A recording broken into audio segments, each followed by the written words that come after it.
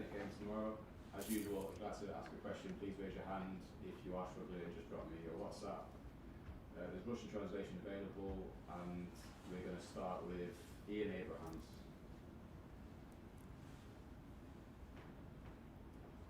Hi Ruben, how are you? Hi, I'm good, thank you. Getting more of a chance recently, just give us an idea of how patient you've had to be and whether or not you see this as being the opportunity you've been waiting for at Chelsea to re-establish yourself and maybe get back to where you were 3 or 4 years ago. Yeah, obviously I've had to be patient. There's a lot of good players at Chelsea, as you know, especially in the midfield department. So yeah, a few injuries and you know, I might be put in and I have to be ready, and I feel like I have been ready. I feel good physically, and it's time for us to, you know, step up, you know, as a team and as an individual. When players are injured, and we have to do a job. But I feel like I'm ready to do that. So we're just going to move on to Carve, Sky Sports News, please.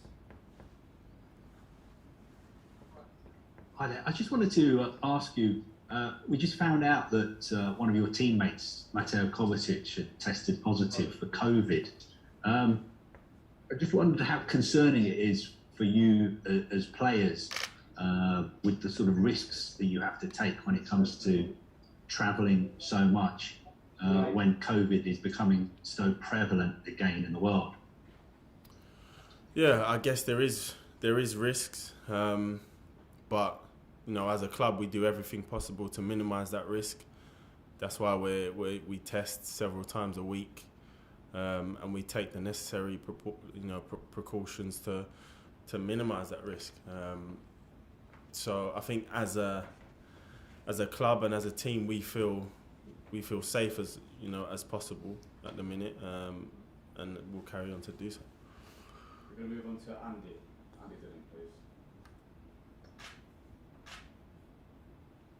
Hi Ruben. Hi.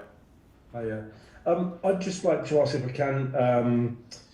Thomas has been quite sort of blunt about the team performances in the last week or so, and talking about details and mistakes and things like that.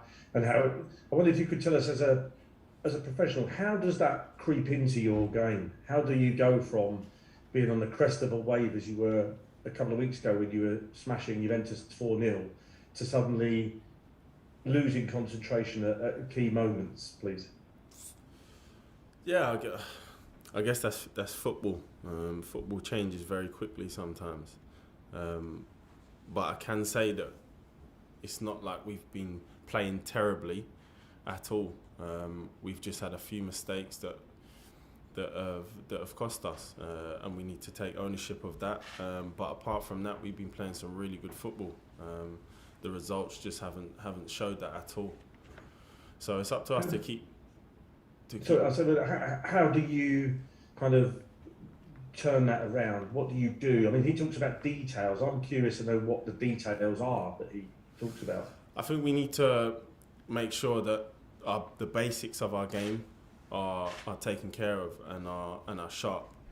If we keep the basics, you know, at a high level, and the mistakes, you know, low, then that'll give us a good platform to win games.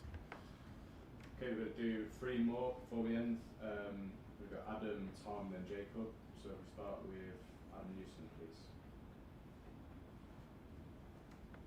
Do you want to unmute yourself? Hi Ruben. You're playing in a deeper role than we've really seen you at Chelsea, maybe apart from your academy days. How much are you enjoying it, and what sort of different challenges have you found playing it rather than being further forward? Yeah, I'm really enjoying it, mainly because I'm just on the pitch and playing a lot of football, which obviously I haven't done in the past few years. So just that, I'm very grateful to be fit and to be, you know, available to be picked to play.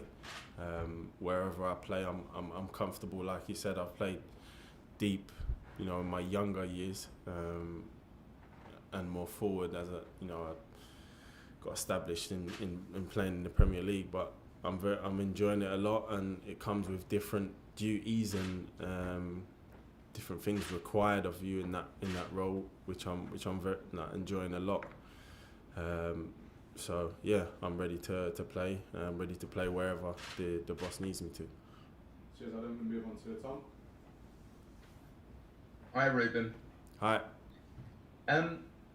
You just said there about the amount of games you're playing at the moment, and I was just wondering whether at the end of sort of the transfer window with Son Aguez coming in and Kante and Kovacic and Jorginho, whether you expected to be playing this much, and whether you could kind of give us a bit of an insight into the conversations you had with Thomas at that time. No, so I came back pre-season and I felt really good. I felt physically fit, the most physical I've been, and that gave me a good platform to do well. Play well, train well in pre-season. I knew it was going to be very difficult with the amount of players they have in midfield and how good the players are. But I always wanted to give it a go and see how things panned out. And it turns out I'm playing a lot, and that's through injuries and doing well when I play. So you can never know how football turns out. It changes a lot. You just have to be ready for it. Cheers, Tom. We're going to end this press conference with Jacob Steinberg, please. Hi, Ruben. Sorry, my camera's not working. When you came back from the from your loan at Fulham, obviously you had got relegated with them last season.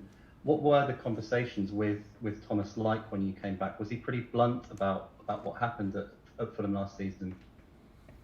No, I think he was very understanding of how difficult it was. Coming back from that injury and going on loan to Fulham.